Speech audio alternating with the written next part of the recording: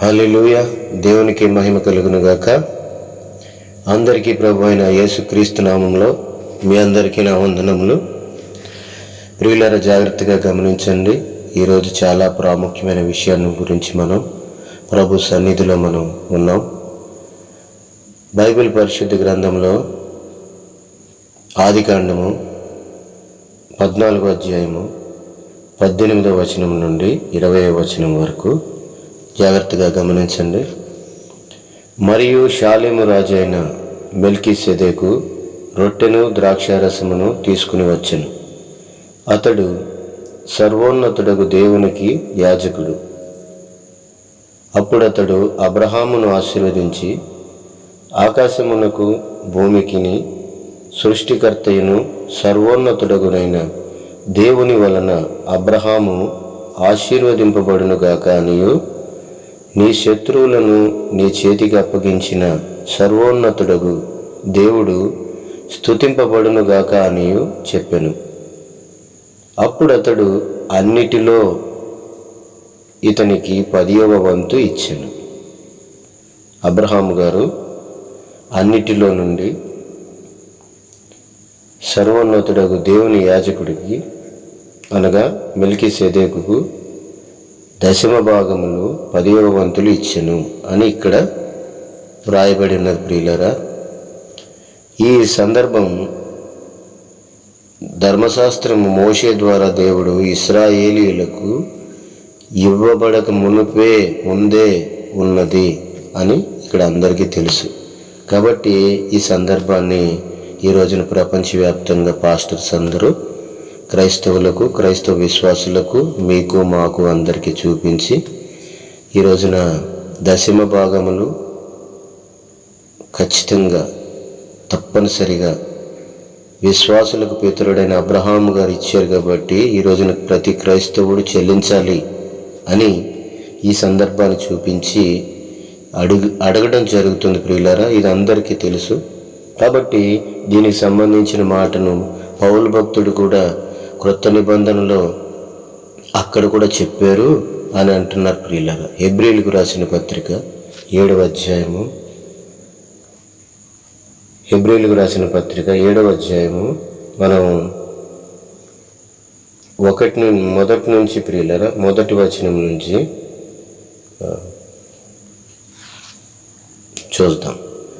రాజులను సంహారము చేసి తిరిగి వచ్చుచున్న అబ్రహామును ఎవడు కలుసుకొని అతనిని ఆశీర్వదించెనో, ఎవనికి అబ్రహాము అన్నిటిలో 10వ వంతు ఇచ్చెనో, ఆ షాలేము రాజును మహోన్నతుడగు దేవుని యాజకుడునైన మెల్కీసెదెకు నిరంతరము యాజకుడుగా ఉన్నాడు. అతని పేరుకు మొదట నీతికి రాజనియు, తరువాత సమాధానపు రాజనియు అర్థమిచ్చినట్టి షాలేము రాజని అర్థము. అతడు తండ్రి లేనివాడును, తల్లి లేనివాడును, వంశావళి లేనివాడును, జీవిత కాలమునకు ఆది అయినను జీవమునకు అంతమైనను లేనివాడునై యుండి దేవుని కుమారుని పోలి ఉన్నాడు. దేవుని కుమారుని పోలి ఉన్నాడు ప్రభు అంటే మనకు ప్రభు అయిన యేసుక్రీస్తుని పోలి ఉన్నాడు. ఇక్కడ ఆయన యేసుక్రీస్తు పోలి ఉన్నాడు అని ఇక్కడ వాక్యం మనకు సెలవిస్తుంది. ఇతడు ఎంత ఘనుడో చూడుడి.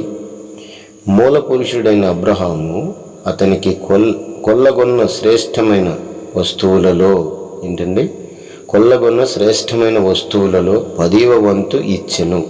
మరియు లేవి కుమారులలో నుండి యాజకత్వం పొందువారు తమ సహోదరులు అబ్రహాము గర్భవాసము నుండి పుట్టినను ధర్మశాస్త్రము చొప్పున వారి యొద్ద అనగా ప్రజల యొద్ద, ఇశ్రాయేలీయుల ప్రజల వద్ద 10వ వంతును పుచ్చుకొనుటకు ఆజ్ఞ పొంది ఉన్నారు. గాని వారితో సంబంధించిన వంశావళి లేనివాడైన మెల్కీసెదెకు అబ్రహాము వద్ద 10వ వంతు పుచ్చుకొని వాగ్దానములను పొందిన వానిని ఆశీర్వదించెను. తక్కువవాడు ఎక్కువ వాని చేత అన్నట్టు మాట కేవలము నిరాక్షేపమై ఉన్నది. మరియు లేవీ క్రమము చూడగా చావునకు లోనైన వారు 10వ వంతులను పుచ్చుకొనుచున్నారు. అయితే ఈ క్రమము చూడగా జీవించుచున్నాడని సాక్ష్యము పొందినవాడు పుచ్చుకొనుచున్నాడు. అంతేకాక ఒక విధముగా చెప్పిన ఎడల 10వ వంతులను పుచ్చుకొను లేవియు అబ్రహాము ద్వారా దశమాంసములను ఇచ్చెను. ఏలయనగా మెల్కీసెదెకు అతని పితరుని కలుసుకొనినప్పుడు లేవి అతని పితరుని గర్భములో ఉండెను. దేవునికి స్తోత్రం. విన్నారు కదా ప్రియులారా? ఆదికాండము 14, 18, 19, 20 వచనాలు చదువుకున్నాం. అలాగే ఇప్పుడు హెబ్రీయులకు రాసిన 7వ అధ్యాయము, హెబ్రీయులకు రాసిన పత్రిక 7వ అధ్యాయము 1వ వచనం నుంచి 10 వచనాలు మనం ధ్యానం చేసాం. ఇందులో ఉన్న సత్యాన్ని మనం ఈ రోజున తెలుసుకోవాలని ఆశపడుతున్నాం ప్రియులారా. దేవునికి మహిమ కలుగును గాక. ముందుగా మనం క్రైస్తవ విశ్వాసులకు తెలియాల్సింది ఏంటంటే, ముందుగా దేవుని నీతి, దేవుని చట్టం, దేవుని చట్టానికి ఉన్న నియమాలు, ఆయన చట్టంలో ఉన్న సెక్షన్స్ మనం తెలియకపోతే, ఆ సెక్షన్స్ ఏమిటో తెలియకపోతే, మనం ఇక్కడ ఈ విషయాలు ఎందుకు రాయబడ్డాయి, ఎందుకోసం మనకి ఇక్కడ రాయించాడు దేవుడు అన్న విషయం మనం తెలుసుకోలేం ప్రియులారా. మోసపోతాం. కాబట్టి ముందుగా జాగ్రత్తగా మనం ఈ విషయాలు తెలుసుకుందాం.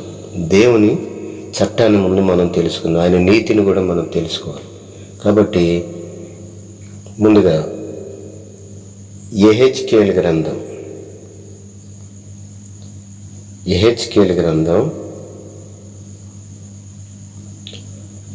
24వ అధ్యాయం 14వ వచనం.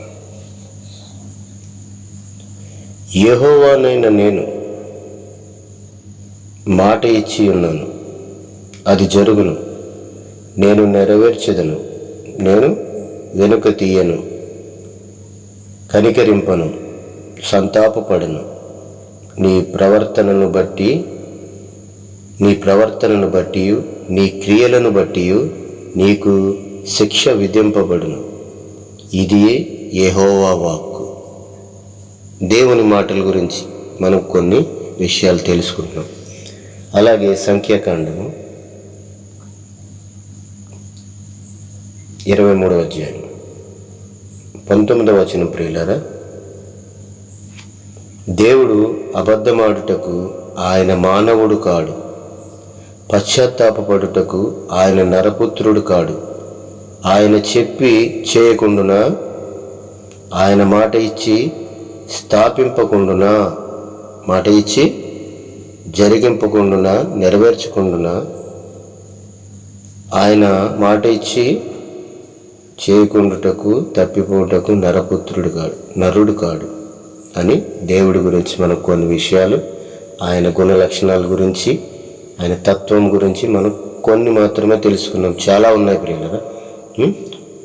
క్లుప్తంగా మనకు అర్థం కావడం కోసం ఎందుకు అలాగ వ్రాయబడి ఉన్నవి అవి తెలుసుకోవడం కోసం కొన్ని విషయాలు మాత్రం మనం తెలుసుకుంటున్నాం. తర్వాత మత్తయి సువార్త 5వ అధ్యాయము, క్రొత్త నిబంధనలో మత్తయి సువార్త 5వ అధ్యాయము 37వ వచనం. మీరు అవునంటే అవును, కాదంటే కాదు అని ఉండవలెను. వీటికి మించున్నది దుష్టుని నుండి పుట్టినది. దుష్టుడు అనగా అపవాది, అనగా సాతాను, దేవునికి శత్రువు. ఈ మాటలు చెప్తున్నది ప్రభు అయిన యేసుక్రీస్తు. దేవుడే మనకిక్కడ మాట్లాడుతున్నాడు. పాత నిబంధనలో దేవుడే మాట్లాడాడు, కొత్త నిబంధనలో కూడా దేవుడే మాట్లాడుతున్నాడు. భక్తులమైన, విశ్వాసులమైన, క్రైస్తవులమైన మనతో ప్రభువు మాట్లాడుతున్నాడు. మీరు అవునంటే అవును, కాదంటే కాదుగా ఉండాలి. అవును కాదు, కాదు అవును అంటే అది దుష్టుని నుంచి, సాతాను నుండి కలిగినదే అని ప్రభు సెలవిస్తున్నాడు. అదే మత్తయి సువార్త 7వ అధ్యాయం 12వ వచనం. కావున మనుష్యులు మీకు ఏమి చేయవలెనని మీరు కోరుదురో అలాగుననే మీరును వారికి చేయుడి. ఇది ధర్మశాస్త్రమును ప్రవక్తల ఉపదేశమునై ఉన్నది. ఇది కూడా ప్రభువారు మనకి క్రైస్తవులకు, క్రైస్తవ విశ్వాసులకు అందరికీ కూడా చెప్తున్న మాటలు ఇవి. జాగ్రత్తగా మనం అర్థం చేసుకోవాలి. కాబట్టి మనుష్యులు మనకి ఎలాగ చేయాలని మనం ఆశిస్తామో, కోరుకుంటామో, ముందుగా మనం అలాగే వారికి చేసేవారంగా ఉండాలి. ఖచ్చితంగా నెరవేర్చేవారుగా ముందుగా మనం పాటించేవాళ్ళుగా ఉండాలి. చెప్పేవాళ్ళు ముందుగా వాటిని నెరవేర్చాలి. పాటించే వాళ్ళైతేనే ఇతరులకు మనం పాటించమని చెప్పాలి. ఏదైనా సరే పాటించమని చెప్పాలి అంటే మనకి ప్రమాణం ఏంటి? ముందు మనం పాటిస్తేనే పాటించాలి అని చెప్పాలి. చెప్తారు అని బైబిల్ గ్రంథం చెప్తుంది. అలాగే రోమీయులకు రాసిన పత్రిక, రోమపత్రిక 2వ అధ్యాయము 21వ వచనం. ఎదుటివారికి బోధించి నీవు, అది పాస్టర్స్, సంఘ పాస్టర్స్, సంఘ కాపర్లు, సంఘ పెద్దలు, బైబిల్ టీచర్స్, బైబిల్ ప్రీచర్స్, ఈ రోజున ఎదుటివారికి బోధించి నీవు నీకు నీవే బోధించుకున్నవా? దొంగిలిద్దవని ప్రకటించు నీవు దొంగిలిదవా? వ్యభిచరింపవద్దని చెప్పు నీవు వ్యభిచరించేదవా? విగ్రహములను, విగ్రహారాధనను ద్వేషించు నీవు గుళ్లను, చర్చిలను, మందిరాలను దోచుకుందువా? అర్థమైందా ప్రియులారా? ఇవి మనకు ప్రమాణం. మన క్రైస్తవ్యానికి మనం తీసుకున్న ప్రమాణంగా తీసుకున్న ఈ వచనాలన్నీ, ఈ 7 వచనాలు యెహెజ్కేలు గ్రంథం, సంఖ్యాకాండము, మత్తయి సువార్త, తర్వాత మళ్ళీ మత్తయి సువార్తలోని రోమీయులకు రాసిన పత్రిక, తర్వాత మనం అతి ప్రాముఖ్యమైనది ప్రకటన గ్రంథం. ప్రకటన గ్రంథం 22వ అధ్యాయం 18వ వచనం. ఈ గ్రంథమందున్న ప్రవచన వాక్యములను విను ప్రతివానికి నేను సాక్ష్యమిచ్చినది ఏమనగా, ఈ గ్రంథమందున్న ప్రవచన వాక్యములను వినువానికి నేను సాక్ష్యమిచ్చినది ఏమనగా, ఎవడైనను వీటితో మరి దేనినైనను కలిపిన ఎడల ఈ గ్రంథములో వ్రాయబడిన తెగుళ్ళు దేవుడు వానికి కలుగజేయును. 19వ వచనం. ఎవడైనను ఈ ప్రవచన గ్రంథమందున్న వాక్యములలో ఏదైనను తీసివేసిన ఎడల దేవుడు ఈ గ్రంథములో వ్రాయబడిన జీవ వృక్షములోను పరిశుద్ధ పట్టణములోను వానికి పాలు లేకుండా చేయును. అర్థమవుతుందా ప్రియులారా? దేవునికి స్తోత్రం. Praise the Lord. మనము దేవుడిచ్చిన ఈ ప్రమాణాన్ని హృదయంలో ముందుగా మనం ప్రతిష్ఠించుకున్నాం. నియమం ఇది మనకి, చట్టం ఇది మనకి. ఇవి మనకి సెక్షన్స్, దేవుడిచ్చిన ఆయన చట్టంలో ఉన్న సెక్షన్స్. ఇవి మనం అతిక్రమించకూడదు. ఎందుకంటే దేవుడు పాటిస్తాడు, చెప్పినవాడు. దేవుడు నీతిమంతుడు, యథార్థవంతుడు, సత్యవంతుడు. కాబట్టి ఆయన పాటించేవాడుగా ఉన్నాడు, నెరవేర్చేవాడుగా ఉన్నాడు. కాబట్టి ఈ రోజున క్రైస్తవులు, క్రైస్తవ విశ్వాసులు, సంఘ కాపరులు, సంఘ పెద్దలు, బైబిల్ టీచర్స్, బైబిల్ ప్రీచర్స్ కూడా బైబిల్లో దేవుని విశ్వాసులు, భక్తులు పాటించిన వాటినే మనం ఇక్కడ పాటించాలి అని ప్రకటించాలి. వాళ్ళు పాటించినవి విశ్వాసులని, క్రైస్తవులను పాటించండి అని ప్రకటించకూడదు. అది తప్పు. అది దుష్టుని నుంచి, సాతాను నుంచి కలిగినదే, దేవుడి నుంచి కలిగినది కాదు. అర్థమవుతుంది కదా ప్రియులారా? ముందుకెళ్దాం. ఇప్పుడు నా ప్రశ్న ఏంటంటే, ఈ ప్రశ్న ఎవరిని అడుగుతున్నాను? మనం ఈ ప్రమాణాన్ని చదువుకున్నాం, మన క్రైస్తవ ప్రమాణం ఇది. ఈ క్రైస్తవ ప్రమాణాన్ని ముందు మనం తెలుసుకున్నాం. కాబట్టి ఇప్పుడు నా ప్రశ్న ఏంటంటే,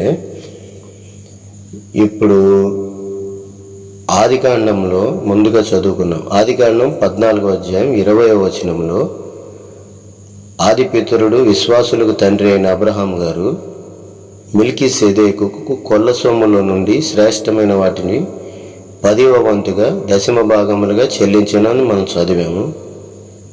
తర్వాత హెబ్రీయులకు రాసిన పత్రికలో మనం 7వ అధ్యాయంలో కూడా అక్కడ మెల్కీసెదెకుకు అబ్రహాము గారు దశమాంశములు దశమ భాగములు చెల్లించినని కూడా అక్కడ మనం చదువుకున్నాం.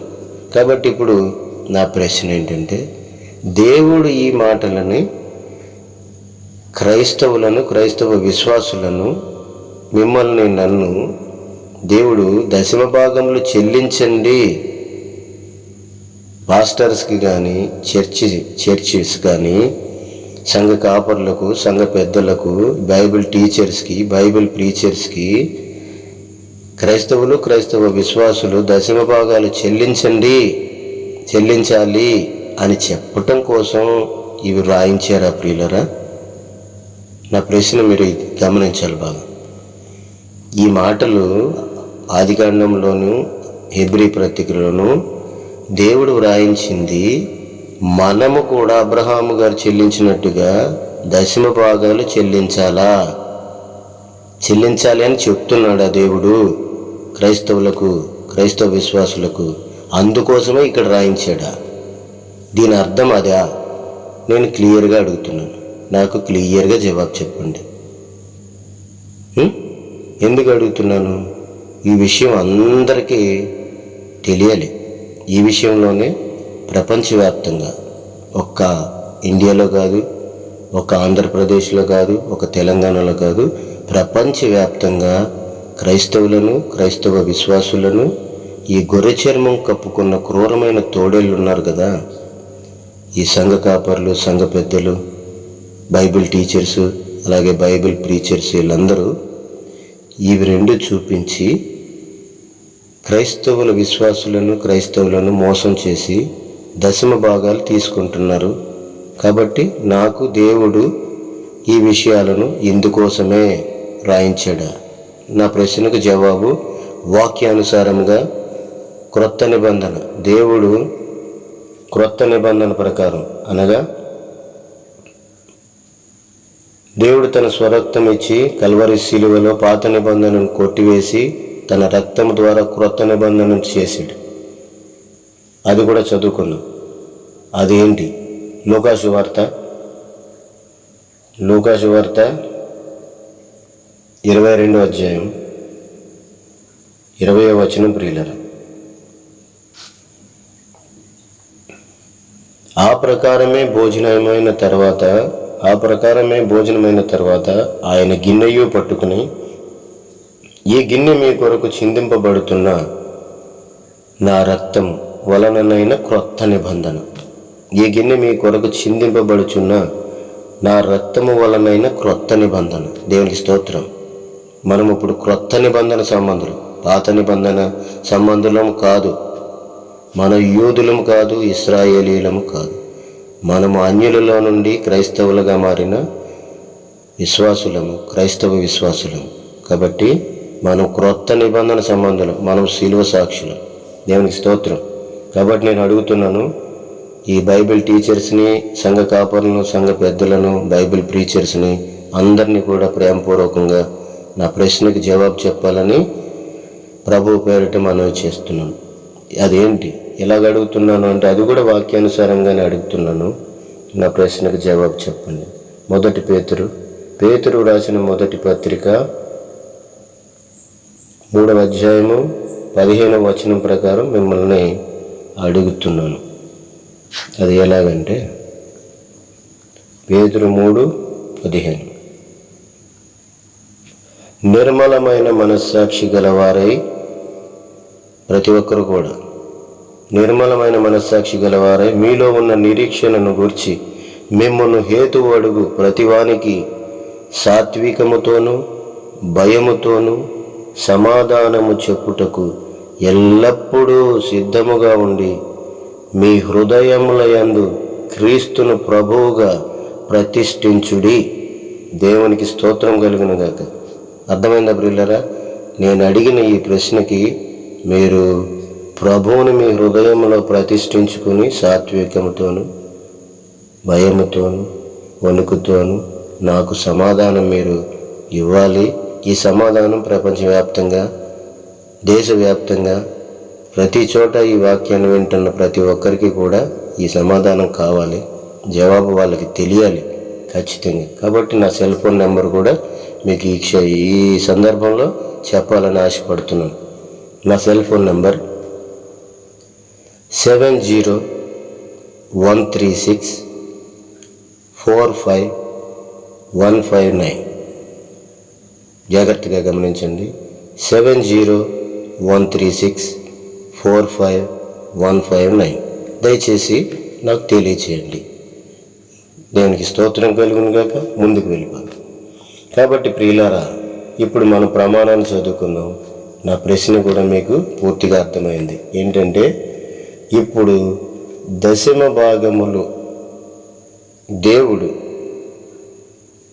ఆదికాండంలో అబ్రహాము గారి ద్వారా అదే మాటను హెబ్రీలకు రాసిన పత్రికలో రాయించింది క్రైస్తవులను దశమ భాగములు ఇమ్మని చెప్పటానికి గురించా? ఇది ప్రశ్న. ఇంక నా ప్రశ్న ఏంటంటే, యేసుక్రీస్తు వారు దేవుడయ్యుండి ఈ లోకానికి మానవుడిగా ఆయన వచ్చాడు. కాబట్టి ఆయన వడ్రంగివాడు అని పిలువబడ్డాడు. అందరికీ తెలిసిన విషయమే. యోసేపు వడ్రంగివాడు, ఆయన కుమారుడిగా పిలువబడ్డాడు. ఆయన 12 సంవత్సరాల వయసు నుండి బాప్తిస్మం తీసుకుని యోహాను దగ్గరికి బాప్తిస్మం పొందడానికి వచ్చేంత వరకు కూడా ఆయన తండ్రికి తల్లికి లోబడి ఆయన ఊరిలో నివసించాడు. మనుషుల దయందు దేవుని దయందును ఆయన అభివృద్ధి చెందుతూ వచ్చాడు. జ్ఞానాన్ని నేర్చుకుంటూ జ్ఞానాన్ని పొందుకుంటూ వచ్చాడని బైబిల్ గ్రంథం తెలియజేస్తుంది. కాబట్టి ప్రియులారా, ఆయన వడ్రంగివాని కుమారుడిగా పిలువబడ్డాడు. నిజానికి మీకు మాకు తెలిసి ఏంటి, ఆయన దేవుడు, దేవుని ఆత్మ ద్వారా ఆయన మరియ గర్భాన్ని జన్మించాడని. అది ఓకే. కానీ ఇప్పుడు నా ప్రశ్న ఇందులోనే ఉంది. యేసుక్రీస్తు వారు వడ్రంగివాడై ఉండి దశమ భాగంలో ఎక్కడ చెల్లించాడు? ఎందుకు అడుగుతున్నానంటే, ఆయన ఎక్కడ చెల్లించకపోయిన ఎడల ఆయన ఎక్కడ కూడా విశ్వాసులను క్రైస్తవులను చెల్లించమని చెప్పడు. ఎందుకంటే మనకు ప్రమాణం ఉంది. ఆ ప్రమాణం ప్రకారం ఆయన చెల్లించిన వాడైతే ఖచ్చితంగా మనకి ఈ వాక్యంలో, మనం చదువుకున్న వాక్యంలో చెల్లించమని చెప్పగలడు. కాబట్టి ఆయన ఎక్కడ చెల్లించడం మీరు నాకు చెప్పాలి. సంఘ కాపర్లు, సంఘ పెద్దలు, బైబిల్ టీచర్స్, బైబిల్ ప్రీచర్స్ నాకు జవాబు ఇవ్వాలి. ఎక్కడ యేసుక్రీస్తు దశమ భాగాలు 27 పుస్తకాలు కలిగిన ఈ క్రొత్త నిబంధనలో ఆయన రక్తం ద్వారా చేసిన ఈ క్రొత్త నిబంధనే నాకు సంబంధం. క్రైస్తవులకు, క్రైస్తవ విశ్వాసులకు ఇదే ప్రమాణం. కాబట్టి నాకు 27 పుస్తకాల్లో చూపించాలి. యేసుక్రీస్తు దశమ భాగాలు పలానా చోట చెల్లించాడు, పలానా చోట ఉంది అని నాకు రిఫరెన్స్ చూపించాలి. అలాగే ఆయన శిష్యులైన 12 మంది, పేతురు గారు, అలాగే ఆయన సహోదరుడైన ఆంద్రేయ, అలాగే యాకోబు గారు, అలాగే యోహాన్, వీళ్ళందరూ మత్స్యకారులు సహోదరులైన వాళ్ళు. వీళ్ళు ఎక్కడ దశమ భాగాలు చెల్లించారు, ఎక్కడెక్కడ చెల్లించారు? ఆ రిఫరెన్సులు కూడా మీరు నాకు చూపించండి, చెప్పండి. ఎందుకంటే ఇక్కడ రాయబడి ఉంది, అక్కడ రాయబడి ఉంది, ఇక్కడ అక్షరం ఉంది, ఇక్కడ అక్షరం ఉందని అక్షరాన్ని చూపించే మీరు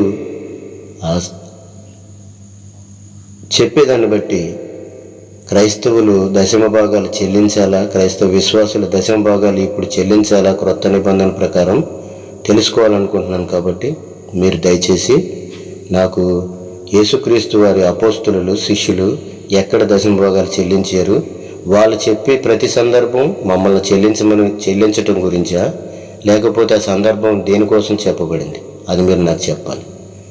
అర్థమవుతుందా ప్రియులారా? ఎందుకంటే పాటించిన వాడు పాటించమని చెప్పడు అని వాక్యం చెప్తుంది. మా ప్రమాణం ఉంది. మాకు క్రైస్తవ్యానికి ఒక ప్రమాణం ఉంది, సాతానికి లేదు.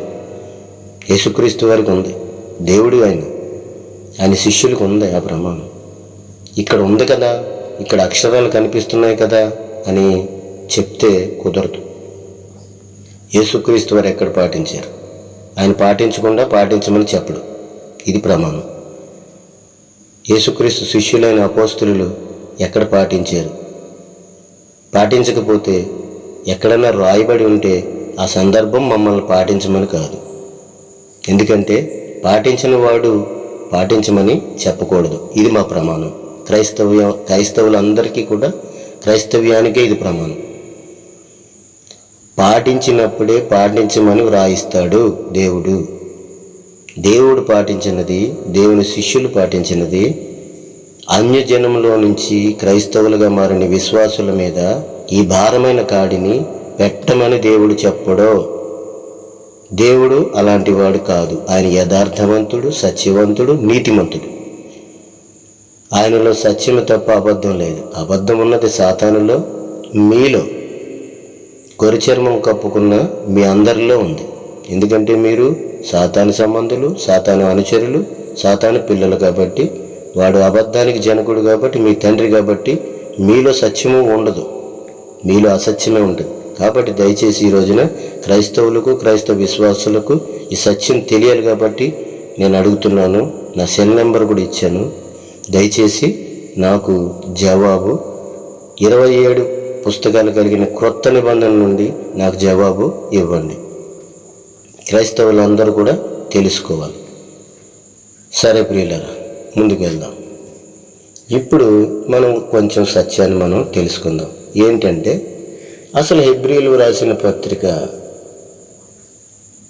7వ అధ్యాయం 1వ వచనం నుంచి 10వ వచనం వరకు మనం ఇందాక చదువుకున్నాం. అసలు హెబ్రీయులకు రాసిన పత్రికగా దేనికోసం రాయబడింది? దశమ భాగాల గురించి రాయబడిందా? మనకి అసలు ఎందుకోసం రాయబడింది అన్నది మనం కొంచెం క్లుప్తంగా మనం తెలుసుకోవాలని ఆశపడుతున్నాను. హెబ్రీయులకు రాసిన పత్రిక 1 నుంచి 10 అధ్యాయాలు అవి సిద్ధాంతపరమైన ప్రసంగాలుగా రాయబడ్డాయి. ప్రియులరా, క్రైస్తవులారా, క్రైస్తవ స్నేహితులారా, క్రైస్తవ విశ్వాసులారా, జాగ్రత్తగా గమనించండి. హెబ్రీ పత్రిక 1 నుంచి 10 అధ్యాయాలు సిద్ధాంతపరమైన ప్రసంగాలుగా రాయబడ్డాయి. అవన్నీ పౌలు గారి ద్వారా. అలాగే 11 నుంచి 13 అధ్యాయాలు మన క్రైస్తవ జీవితంలో మనం పాటించవలసిన వాటి వలన మనకు కలిగే ఫలితాల గురించి, లాభాల గురించి సంబంధించిన విషయాలన్నీ కూడా 11 నుంచి 13 అధ్యాయం వరకు రాయబడిన ప్రియులారా. ఇంకా కొంచెం క్లుప్తంగా తెలుసుకోవాలని ఆశపడుతున్నాం. ఈరోజున సందర్భం అది కాబట్టి మనం కొంచెం క్లుప్తంగా తెలుసుకుందాం. ముందుగా రచయిత ఉద్దేశము, ఈ హెబ్రీయులకు రాసిన పత్రిక రాయడానికి ఉద్దేశము యేసుక్రీస్తు ఆయనకున్న ఆధిపత్యాన్ని ప్రదర్శించటం, అంటే తెలియజేయటం కోసం, లేకపోతే ఆయనకున్న గొప్పతనాన్ని వివరించటం కోసం, ఆయనకున్న విశిష్టతను తెలియచేయటం కోసం రాయబడింది ప్రియులారా. చాలా శ్రేష్టమైన పత్రిక హెబ్రీయులకు రాసిన పత్రిక. అన్ని పత్రికల కంటే చాలా గొప్ప పత్రిక హెబ్రీయులకు రాసిన పత్రిక. కాబట్టి మనం జాగ్రత్తగా కొంచెం క్లుప్తంగా తెలుసుకుందాం. ఇప్పుడు హెబ్రీయులకు రాసిన పత్రిక 1వ అధ్యాయము 1వ వచనం నుంచి జాగ్రత్తగా మీ గ్రంథాలు తీసి మీరు తర్వాత చదువుకోండి ప్రియులరా.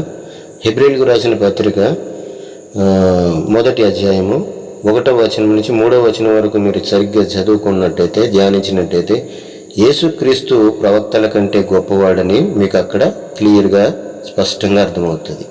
తర్వాత హెబ్రీయులకు రాసిన మొదటి పత్రిక 4వ వచనం నుంచి 14, అలాగే 2వ అధ్యాయం 5వ వచనం నుంచి 18వ వచనం వరకు ప్రియులారా జాగ్రత్తగా రిఫరెన్స్ గుర్తుపెట్టుకోండి. హెబ్రీయులకు రాసిన మొదటి పత్రిక 4వ వచనం నుంచి 14 వరకు, అలాగే 2వ అధ్యాయము 5వ వచనం నుంచి 18వ వచనం వరకు మనకు యేసుక్రీస్తు దేవదూతల కంటే అత్యున్నతమైన వాడు, ఉన్నతమైన వాడు అని మనకి ఈ వచనాలను మనం ధ్యానించినప్పుడు మీకు స్పష్టమవుతుంది. జాగ్రత్తగా అర్థం చేసుకోండి. తర్వాత హెబ్రీయులకు రాసిన పత్రిక 3వ అధ్యాయము 1వ వచనం నుంచి 6 వచనాలు మనం చదివి ధ్యానించినప్పుడు యేసుక్రీస్తు మోషే కన్నా గొప్ప మహిమ గలవాడు, మోషే కన్నా గొప్పవాడని మనకి ఇక్కడ తెలియజేయబడుతుంది. తర్వాత హెబ్రీయులకు రాసిన పత్రిక 4వ అధ్యాయం 1వ వచనం నుంచి 11వ వచనం వరకు మనం చదివి ధ్యానించినప్పుడు ఆయన యెహోషువ అందించలేని యెహోషువ అందించిన విశ్రాంతి దినము కంటే యేసుక్రీస్తు వారు మనకు అనుగ్రహించిన విశ్రాంతి దినము చాలా గొప్పది, శ్రేష్టమైనదని మనకు అర్థమవుతుంది. అంటే యెహోషువ కంటే యేసుక్రీస్తు వారు ఎంతో గొప్పవారు, ఎంతో శ్రేష్టమైన వారని మనకి ఇక్కడ అర్థమవుతుంది. ఈయన ఇచ్చిన విశ్రాంతి దినం మనకి చాలా శ్రేష్టమైనదని కూడా అర్థమవుతుంది. అలాగే అదే హెబ్రీయులకు రాసిన 4వ అధ్యాయం 14వ వచనం నుంచి అలాగే 5వ అధ్యాయం 10వ వచనం వరకు మనం చక్కగా ధ్యానించినట్టయితే యేసుక్రీస్తు పూజారి పరిచర్య అంటే యాజకత్వం, లేవి యాజకత్వం వారి పూజారి యాజకత్వం కంటే, పూజారి అని ఎందుకన్నానంటే యాజకుడిని పూజారి అని అంటారు ప్రియులరా, పూజారిని యాజకుడు అని కూడా పిలుస్తారు. కాబట్టి యేసుక్రీస్తు వారు లేవీలు యాజకత్వం కంటే ఈయనది చాలా ఉన్నతమైన యాజకత్వం అని మనకి ఇక్కడ అర్థమవుతుంది ప్రియులరా. 7వ అధ్యాయము 1 నుంచి 10వ వచనం వరకు, ఈ 1 నుంచి 10వ అధ్యాయం 18వ వచనం వరకు కూడా ప్రియులరా మీరు తర్వాత చదవండి. ఆయన యాజకత్వం, లేవీయుల యాజకత్వం పూజారితనం కంటే గొప్పదని అర్థమవుతుంది. తర్వాత 7వ అధ్యాయం 1వ వచనం నుంచి 29వ వచనం వరకు ధ్యానించినట్లయితే యేసుక్రీస్తు ఎప్పటికీ ఉన్న పూజారి, ఎప్పటికీ నిరంతరము మెల్కీసెదెకు క్రమం చొప్పున. మెల్కీసెదెకు గారు ఎవరని ఇందాక మనం చదువుకున్నప్పుడే దేవుని కుమారుని పోలి ఉన్నాడని అర్థమైపోయింది, స్పష్టమైపోయింది ఆయనే యేసుక్రీస్తు అని. కాబట్టి మనకి ఇంకా డౌట్ లేదు అందులో. కాబట్టి మెల్కీసెదెకు క్రమంలో అంటే అక్కడ వచ్చినవాడు ఆయనే.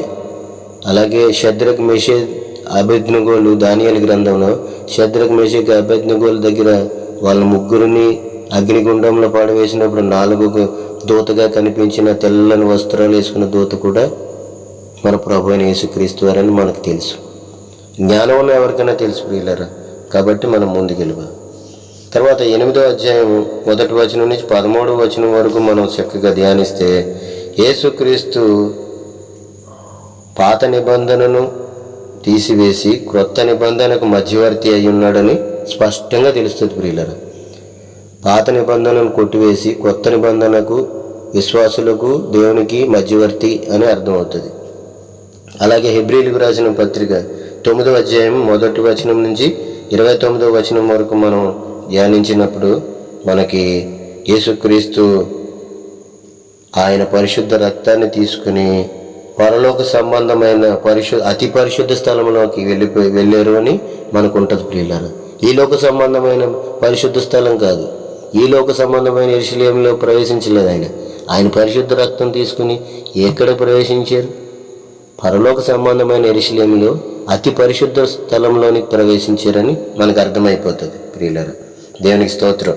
అలాగే మనకి హెబ్రీయులకు రాసిన పత్రిక 10వ అధ్యాయం 1వ వచనం నుంచి 28వ వచనం వరకు మనం చదివి ధ్యానించినప్పుడు యేసుక్రీస్తు పరిపూర్ణ త్యాగం చేశాడు, ఆయన సంపూర్ణ త్యాగం చేశాడు. కానీ ఆయన చేసిన త్యాగము, ఆయన చేసిన చెల్లించిన విమోచన క్రయధనాన్ని అహరోను లేవి క్రమంలో ఎవరో కూడా ఆ క్రమం లేదు, చేయలేరు. ఇంత గొప్ప త్యాగాన్ని వాళ్ళు ఎవరు కూడా జరిగించలేదు అని అర్థమైపోతుంది. ఇంకా తర్వాత మనకి 11 నుంచి 13 అధ్యాయాలు క్రైస్తవ జీవితం గురించి, మనం పొందుకునే శ్రేష్టమైన మనకి పొందే లాభాల గురించి, క్రైస్తవ జీవితం గురించి అక్కడ రాయబడి ఉన్నాయి పిల్లలు. ఇది అంతేగాని మనకి బుద్ధి కలగటానికి, మనం బుద్ధి పాఠాలు నేర్చుకోవడానికి రాయబడిన విషయాలని ఇక్కడ అక్షరం ఉంది కదా, ఇక్కడ ఇలా ఉంది కదా అని చెప్పి మనల్ని మోసం చేసి ఈ తోడేళ్ళు క్రైస్తవులు రక్తం తాగుతున్నారు. కాబట్టి జాగ్రత్తగా మీకు అర్థం చేసుకుని తర్వాత మీ గ్రంథాలన్నీ తెలిసి ఈ రిఫరెన్స్లన్నీ మీరు చదువుకుంటే అర్థమవుతుంది. ఇక్కడ ఆదికాండం 14:20లో చెప్పబడిన అబ్రహాము మెల్కీసెదెకు మాటలు హెబ్రీయులకు రాసిన పత్రిక 7వ అధ్యాయం 4వ వచనంలో ఎందుకు ఉన్నాయి అన్నది మీకు అర్థమవుతుంది క్లియరా. దేవుడు ఎందుకు రాయించాడు, ఎందుకు రాయించాడు. అంతేగాని ఇక్కడ రచయిత ఉద్దేశం అయితే మిమ్మల్ని దశమ భాగాలు ఇవ్వండి అని చెప్పడం అయితే కాదు. యేసుక్రీస్తు వారి గొప్పతనం గురించి, శ్రేష్టమైన ఆయన యాజకత్వం గురించి, ఉన్నతమైన ఆయన త్యాగాన్ని గురించి వర్ణించటమే హెబ్రీయులకు రాసిన పత్రిక. హెబ్రీయులకు రాసిన పత్రిక 1వ అధ్యాయం నుంచి 10 అధ్యాయాలు యేసుక్రీస్తు గారి ఔన్నత్యము, శ్రేష్టమైన ఆయన యాజక పరిచర్య గురించి, ఆయన ఉన్నతమైన త్యాగం గురించి, ఆయన పరలోకంలో అతి పరిశుద్ధ స్థలంలోనికి ఆయన ప్రవేశించాడు. ఆయన పరిశుద్ధ రక్తాన్ని తీసుకుని ఒక్కసారి ఆయన నిరంతరము మనకి యాజకుడిగా ఉన్నాడు, నిరంతరము మన కోసం యాజనలు చేస్తున్నాడు అని తెలుస్తుంది ప్రియులారా. దశమ భాగములు ఇవ్వండి అన్న ఆజ్ఞ క్రొత్త నిబంధనలో దేవుడు ఇవ్వలేదు, ప్రభువైన యేసుక్రీస్తు ఇవ్వలేదు. అలాగే శిష్యులైన అపోస్తలులు కూడా ఎక్కడ ఇవ్వలేదు. ఎందుకంటే వాళ్ళు ఎక్కడ పాటించలేనిది పాటించండి అని బోధించరు. అలాగే రాసి ఉన్నది కదంటే దాని అర్థం కూడా అది కాదు. మనం జాగ్రత్తగా అర్థం చేసుకోవాలి, మనోనేత్రాలు తెరవబడాలి.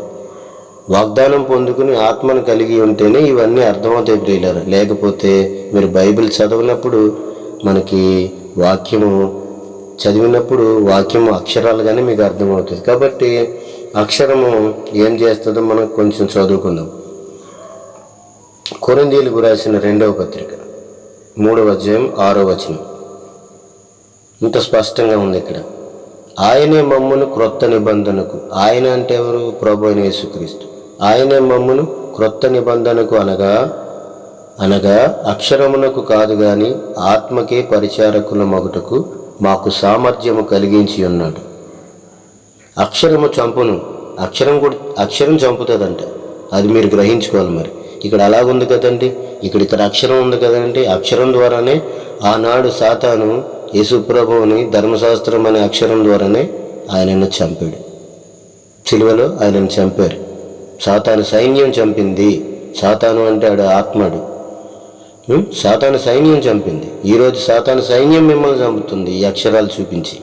నిన్ను నన్ను ఈరోజు నీ అక్షరాలు ఇక్కడ అదిగో అలాగ రాసింది, ఇక్కడ ఇదిగో ఇలాగ రాసింది. అది ఎందుకు రాసింది, ఎలాగ రాసింది, ఏ సందర్భాన్ని బట్టి రాయించారు అన్నది మనం తెలుసుకోకపోతే ఈ అక్షరాలు చూపించి వీళ్ళు మనల్ని మన రక్తం తాగి మన డబ్బుతో మనల్ని నాశనం చేసి నరకానికి తీసుకుపోతారు ప్రియులరా.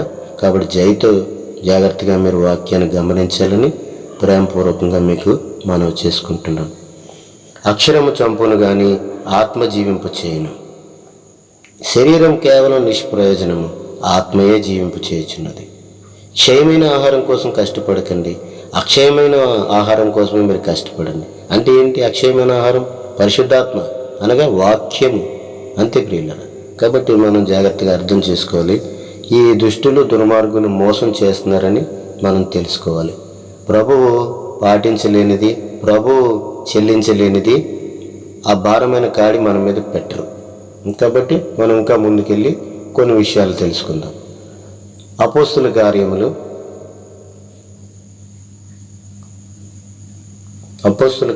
15వ అధ్యాయము 10వ వచనం.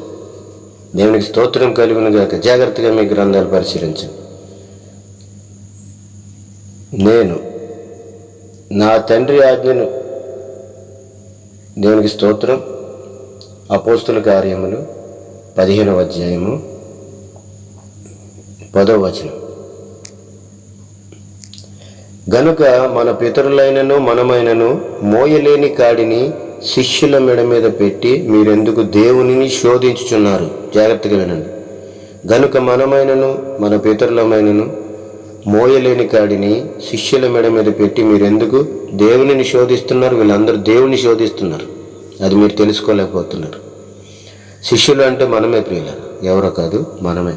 తర్వాత హల్లెలూయా 19-20 వచనాలు కూడా మనం చదువుకుందాం. కాబట్టి అన్యజనులలో నుండి దేవుని వైపు తిరుగుచున్న వారిని మనము కష్టపెట్టక విగ్రహ సంబంధమైన అపవిత్రతను, జారత్వమును, గొంతు పిసికి చంపిన దానిని, రక్తమును విసర్జించుటకు వారికి పత్రిక వ్రాసి పంపవలెనని నా అభిప్రాయం. ఏంటంటే ప్రియులారా, ఇప్పుడు అన్యజనులలో నుంచి క్రైస్తవులుగా మారింది ఎవరు? మనమే కదా. మనం యూదులం కాదు కదా. మనం యాకోబు వంశంలో పుట్టిన 12 గోత్రాల్లో పుట్టిన వాళ్ళం కాదు కదా మనం.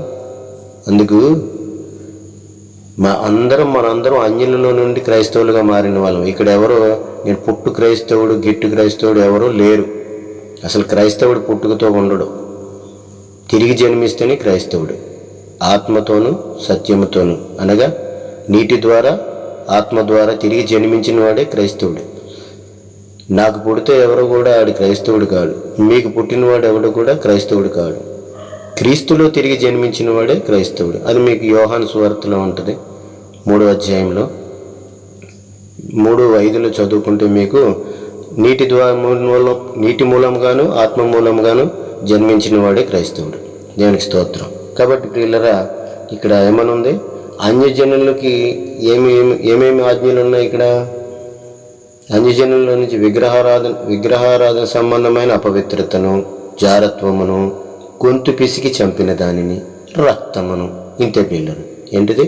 విగ్రహారాధన సంబంధమైన అపవిత్ర 1, జారత్వము 2, గొంతు పిసికి చంపిన దానిని 3, రక్తము. త్రాగటమైనా సరే తినటమైనా సరే రక్తము. నోట్లోకి వెళ్ళేది ఏదైనా సరే, తాగేది కానీ తినేది కానీ నోట్లోకి వెళ్ళేదానికి ఒకటే కడుపులోకి వెళ్తుంది కానీ వేరే 2 కడుపుల్లోకి వెళ్ళం. అది మీరు తెలుసుకోండి. నోట పెట్టున్నది మనిషిని అపవిత్రపరచదు, అలాగే పవిత్రపరచును జాలదు. కేవలం అది బహిర్భూమిలో విడబడుతుంది. కాబట్టి అది సందర్భం కాదు, కాబట్టి పక్కన పెట్టాను. దేవునికి స్తోత్రం. 4 విషయాలు. ఏంటివి 4 విషయాలు? 1, విగ్రహారాధనకు సంబంధమైన అపవిత్రత. 2, జారత్వం అంటే వ్యభిచారమే. జారత్వం అంటే ఇప్పుడు మనం కళ్ళతో చేస్తున్నాం. యేసుక్రీస్తు వారి ఈ లోకానికి వచ్చిన తర్వాత కళ్ళతో చేసేది వ్యభిచారం అయిపోయింది. కాబట్టి జాగ్రత్తగా ఉండాలి. అది జారత్వం అనగా వ్యభిచారము. గొంతు పిసికి చంపిందని అంటే అర్థమైంది. గొంతు పిసికి చంపిన దేన్ని కూడా మనం తినకూడదు. అలాగే రక్తం, దేని రక్తాన్ని కూడా మనం తినకూడదు, తాకూడదు. ఈ 4 అన్యజనులలో నుండి క్రైస్తవులుగా మారిన విశ్వాసులకు, క్రైస్తవులకు ఇవ్వబడిన ఆజ్ఞలు అని మీరు ఎందుకు తెలుసుకోరు? ఇంకా క్లియర్గా తెలుసుకోవాలంటే 28వ వచనం, విగ్రహములకు అర్పించిన వాటిని, అర్థమవుతుందా? ప్రసాదాలు, విగ్రహాలకు అర్పించిన భోజనాలు, విగ్రహాలకు బలి ఇచ్చిన అన్నిటినీ, అలాగే రక్తమును అని ఉన్నాడు. మళ్ళీ చెప్తున్నాడు, విగ్రహములకు అర్పించిన వాటిని, రక్తమును, గొంతు పిసికిన దానిని. 3, తర్వాత జారత్వమును. 4, అంతే. 5, 4 ఇంకా 5వది లేదు. విసర్జింపవలను. విగ్రహములకు అర్పించిన వాటిని, రక్తమును, గొంతు పిసికిని చంపిన దానిని, జారత్వము. ఈ 4. ఈ అవశ్యమైన వాటికంటే ఎక్కువైన ఏ భారము మీ మీద మోపకూడదని పరిశుద్ధాత్మకును మాకును తోచెను. వీటికి దూరముగా ఉండుటకు జాగ్రత్త పడితిరా, అది మీకు మేలు, మీకు క్షేమము కలుగునుగాక. ఆమేన్ అంటున్నాడు ఇక్కడ ఇంత క్లియర్గా. ఎవరు చెప్తున్నారు ఈ మాటలు? పరిశుద్ధాత్మ అంటే ఎవరు? ఆయన ఎవరో మాకు తెలియదండి అంటారా మీరు కూడా? ఈ రోజున మీకు తెలియదా పరిశుద్ధాత్మ అంటే? అయితే మీరు అపోస్తుల కార్యాలు 19వ అధ్యాయం పౌలు గారి మాటలు అక్కడ చదువుకోండి. అపోస్తుల కార్యాలు 19వ అధ్యాయం 1వ వచనం నుంచి 5వ వచనం వరకు చదువుకోండి. అప్పుడు మీకు అర్థం అవుతుంది. పరిశుద్ధాత్మ దేవుని ఆత్మ, పరిశుద్ధాత్మ క్రీస్తు ఆత్మ. క్రీస్తు ఆత్మ లేనివాడు ఆయన వాడు కాదు. దేవునికి స్తోత్రం కలుగును గాక. Praise the lord.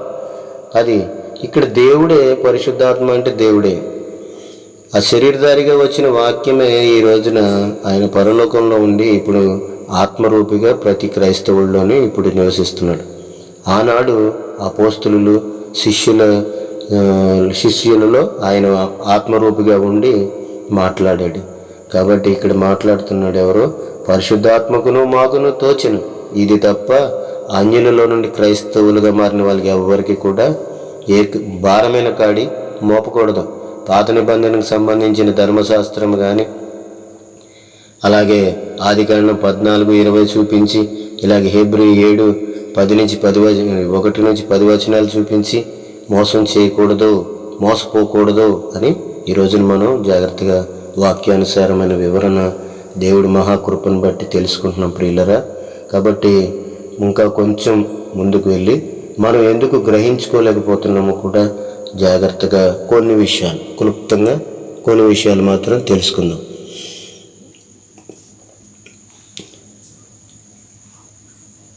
మత్తయి సువార్త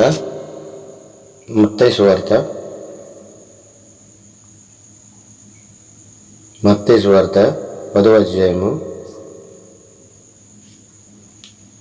8వ వచనం ప్రియులారా, ప్రభు మాటలు.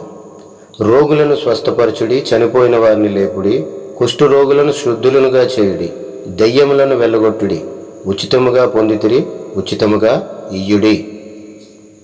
దేవునికి స్తోత్రం. ఇది ప్రభు ఇచ్చిన ప్రధానమైన ఆజ్ఞ. ఇదెందుకు చెప్పరు మీకు?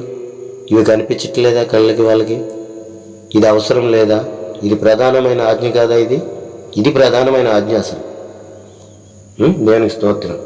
అలాగే పౌలు భక్తుడు చెప్తున్నాడు ఇదే మాటను అపోస్తల కార్యాలు 20వ అధ్యాయం 35వ వచనంలో. ఇదే మాటలు ఆత్మరూపిగా పౌలు గారిలో నివసిస్తున్న యేసుక్రీస్తు ఆత్మ మాట్లాడుతుంది. పౌలు శరీరంలో ఉండి ఏమని చెప్తున్నాడు చూడండి. మీరును నాలాగా ప్రయాసపడి బలహీనులను సంరక్షింపవలననియు, పుచ్చుకొనుట కంటే ఇచ్చుట ధన్యమని, ప్రభువైన యేసు చెప్పిన మాటలు జ్ఞాపకము చేసుకొనవలనని అన్ని విషయములలోనూ మీకు మాదిరి చూపితునని పౌలు భక్తుడు క్రైస్తవ జనానికి అందరికీ, క్రైస్తవ విశ్వాసులు అందరికీ చెప్తున్నాడు ఇక్కడ. అది ప్రియులారా, ఇది క్రైస్తవ్యం. కాబట్టి తర్వాత అపోస్తల కార్యాలు 17వ అధ్యాయం 25వ వచనం. ఆయన అనగా దేవుడు, సృష్టికర్త, మహాదేవుడు, మహిమా స్వరూపి, సర్వోన్నతుడు, దేవాది దేవుడు, సైన్యములకు అధిపతి యెహోవా. హల్లెలూయా. ఆయన అందరికీ జీవమును, ఊపిరిని, సమస్తమును దయచేయువాడు. ఎవరు చేస్తారు? ఈ సాతానా? లేకపోతే మన పాస్టర్సా? సంఘ కాపర్లా? సంఘ పెద్దలా? బైబిల్ టీచర్సా? బైబిల్ ప్రీచర్సా? గొర్రె చర్మం కప్పుకున్న తోడేళ్ళ అపవాది సంబంధులా చేసేది ఇవి? ఆయన అందరికీ ఊపిరిని, జీవమును, ఊపిరిని, సమస్తమును దయచేవాడు గనుక తనకు ఏదైనాను కొదువయున్నట్టు మనుష్యుల చేతులతో సేవింపబడువాడు కాదు. ఎవరు?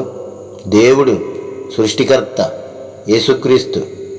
అర్థమవుతుంది మీకు? కానీ ఇవన్నీ ఎవరికి కావాలి? ఇవన్నీ లేనివాడు ఎవడు? సాతాను. వాడికి కావాలండి మీ దశమ భాగాలు. కాబట్టి వాడు ఆదికాండం 14:20 అబ్రహాము గారు మెల్కీసెదెకుకు దశమ భాగాలు ఇచ్చారని అక్కడ ఉంది కదా. అప్పటికి ధర్మశాస్త్రం కూడా లేదు కదా, అప్పటికి పాత నిబంధన సంబంధులు కాదు కదా మీరు. కాబట్టి హెబ్రీలకు రాసిన పత్రిక 7వ అధ్యాయంలో మళ్ళీ కనిపిస్తున్నాయి కదా ఇక్కడ అక్షరాలు. 7వ అధ్యాయంలో మళ్ళీ మెల్కీసెదెకు కనిపిస్తున్నాడు, మళ్ళీ అబ్రహాం కనిపిస్తున్నాడు, మళ్ళీ దశమ భాగాలు కనిపిస్తున్నాయి. కాబట్టి మీరు ఖచ్చితంగా క్రైస్తవులు అయితే దశమ భాగాలు ఇచ్చేయాలి. ఎందుకంటే ఆయన విశ్వాసులకు తండ్రి, విశ్వాసులకు పితరుడు. కాబట్టి మీరు ఆయనకి పితరులు, మీరు ఆయనకి కుమారులు అవ్వాలంటే మీరు దశమ భాగాలు చెల్లించాలని ప్రకటిస్తున్న ఈ తోడేళ్ళు క్రూరమైన తోడేళ్ళు, మామూలు తోడేళ్ళు కాదు. కాబట్టి వీళ్ళ గురించి కూడా పౌలు గారు చెప్పిన మాటలు మనం జాగ్రత్తగా గమనించుకుందాం. అపోస్తల కార్యాలు 20వ అధ్యాయం 29వ వచనం.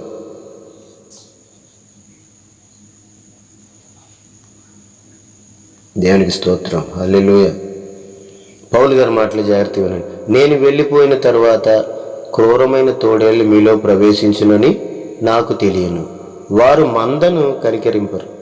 నేను వెళ్ళిపోతున్నానని పౌలు గారు చెప్తున్నారు. ఆయన దేవుని ఆత్మను కలిగి ముందుగానే చెప్తున్న మాటలు ఇవి. నేను వెళ్ళిపోయిన తర్వాత క్రైస్తవ్యం ఉండదు, ఉన్నా అది కలుషితమైపోతుంది, విషం కలిసిపోతుంది. ఆయన స్వచ్ఛమైన వాక్యం అనే పాలలో విషం కలపబడుతుంది అని క్లియర్గా చెప్తున్నాడు ఇక్కడ.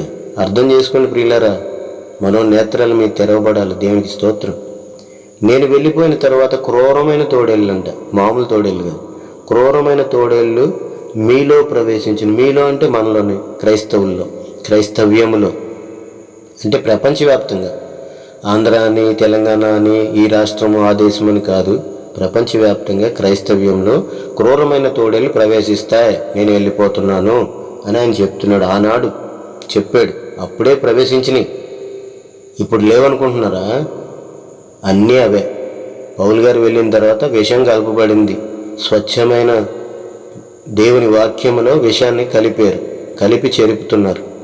కాబట్టి గమనించుకొని ప్రియులరా.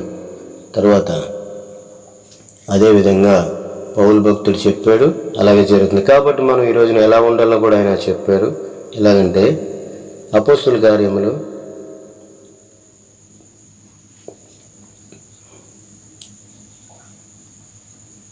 17వ అధ్యాయము 11వ వచనం ప్రియులరా. 11వ వచనం ప్రకారం మనం ఉండాలని పౌలు గారు సెలవిస్తున్నారు. మీరు దెస్సలోనికలో ఉన్నవారి కంటే గనులై ఉండిరి గనుక ఆసక్తితో వాక్యమును అంగీకరించి పౌలును శీలయును చెప్పిన సంగతులు అలాగున్నవో లేవో అని ప్రతి దినము లేఖనాలను పరిశోధించారంట.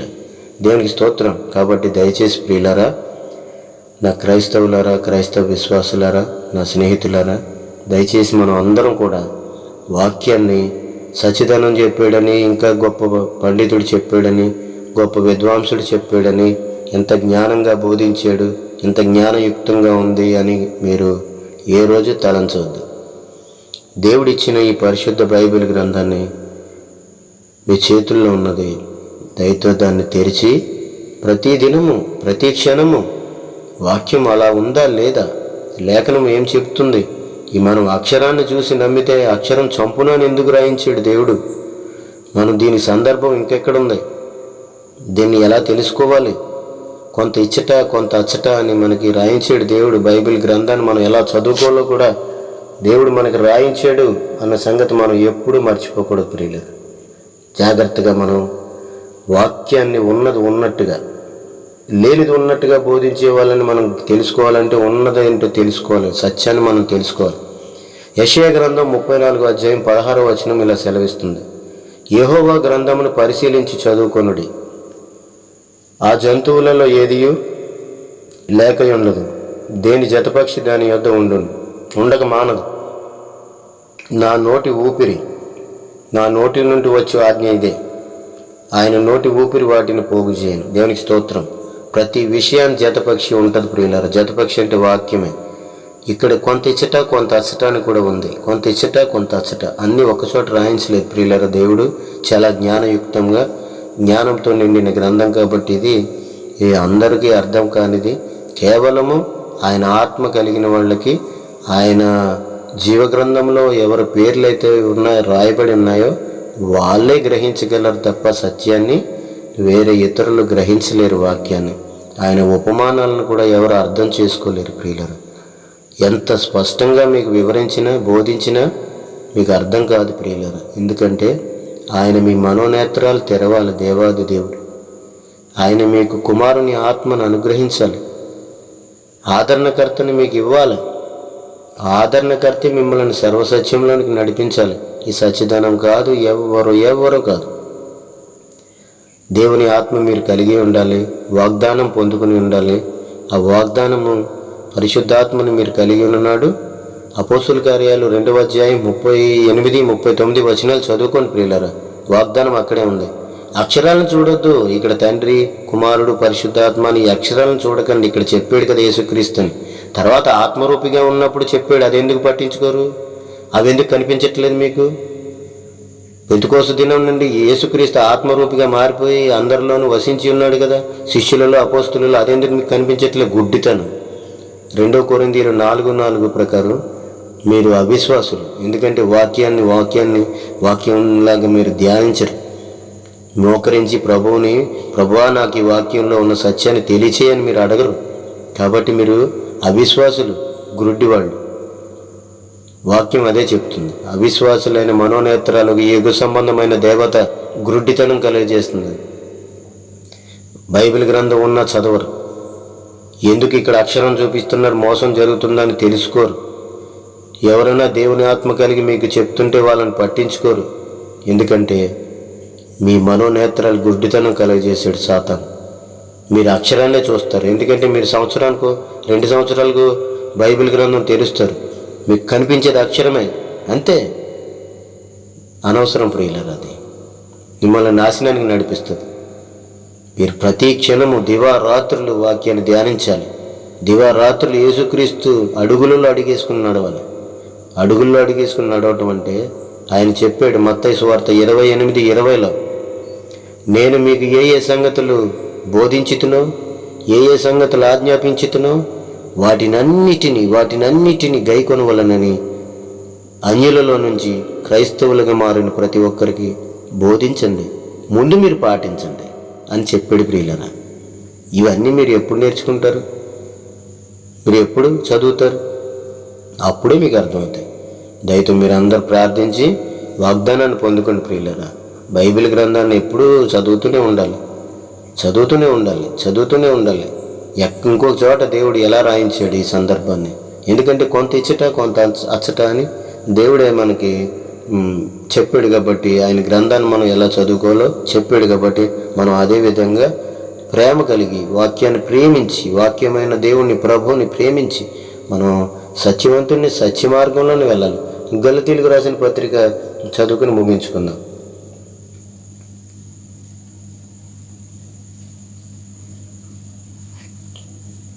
గలతీయులకు రాసిన పత్రిక 1వ అధ్యాయం 8వ వచనం. ప్రియులారా, మేము మీకు ప్రకటించిన సువార్త కాక, అనగా అంటే పౌలు గారు చెప్పింది కాక వేరొక సువార్త మేమైనను పరలోకం నుండి వచ్చిన యొక్క దూతయ్యను మీకు ప్రకటించిన ఎడల వాడు శాపగ్రస్తుడవును గాక. మేమిది వరకు చెప్పిన ప్రకారము మరలా చెప్పుచున్నాము, మీరు అంగీకరించని సువార్త గాక మరి ఒకటి ఎవడైనను మీకు ప్రకటించిన ఎడల వాడు శాపగ్రస్తుడవును గాక. ఆమేన్. దేవునికి స్తోత్రం. దయతో గమనించండి ప్రియులారా, వీళ్ళు ఎవరు అంటే మత్తయి సువార్త ఆదికాండము 3:15లో చెప్పబడిన సర్ప సంతానం. జాగ్రత్తగా గమనించుకోండి. వీళ్ళెవరు మిమ్మల్ని మోసం చేస్తున్న ఈ పాస్టర్స్, ఈ బైబిల్ ప్రీచర్స్, టీచర్స్, సంఘ కాపర్లు, పెద్దలు, వీళ్ళు ఎవరంటే చూడండి 15వ వచనం. మరియు నీకును స్త్రీకిని, నీ సంతానమునకును ఆమె సంతానముకును వైరము కలుగజేసేదనని దేవుడు ఆనాడు చెప్పాడు. ఆ సర్ప సంతానం ఎవరో కాదు ప్రియులరా, ఈ రోజున సంఘ కాపర్లు, సంఘ పెద్దలు, బైబిల్ టీచర్స్, బైబిల్ ప్రీచర్స్ అని గొర్రె చర్మం వేసుకున్న ఈ తోడేళ్లే ప్రపంచవ్యాప్తంగా క్రైస్తవులను, క్రైస్తవ్యాన్ని నాశనం చేస్తున్నారు. జాగ్రత్తగా అర్థం చేసుకోండి. తర్వాత మత్తయి సువార్త 7వ అధ్యాయం 15వ వచనం. ప్రియులరా, జాగ్రత్తగా అబద్ధ ప్రవక్తలను గురించి జాగ్రత్త పడుడి. వారు గొర్రె చర్మములు వేసుకుని మీ వద్దకు వత్తురు, కానీ లోపల వారు క్రూరమైన తోడేలు. దేవునికి స్తోత్రం. హల్లెలూయా. తర్వాత యోహాను సువార్త 8వ అధ్యాయం 44వ వచనం. ప్రియులరా, ప్రభు మాటలు ఈ జాగ్రత్తగా అర్థం చేసుకోండి. మీరు మీ తండ్రి యొక్క అపవాది సంబంధులు, మీ తండ్రి దురాశలు నెరవేర్చుకోరుచున్నారు. ఆది నుండి వాడు నరహంతకుడయ్యుండి సత్యమందు నిలిచిన వాడు కాడు, వాని యందు సత్యమే లేదు. వాడు అబద్ధమాడున్నప్పుడు తన స్వభావమును అనుసరించి మాటలాడును. వాడు అబద్ధికుడును, అబద్ధమునకు జనకుడును. హల్లెలూయా. వీళ్ళందరికీ పితరుడు అంట ప్రభు ఈ సాతాను. దేవునికి స్తోత్రం. అలాగే ప్రియులరా, 2వ కొరింథీయులకు రాసిన పత్రిక కొరింథీయులు 2 అలాగే 11వ అధ్యాయం 13. దేవునికి స్తోత్రం కలుగును గాక. హల్లెలూయా.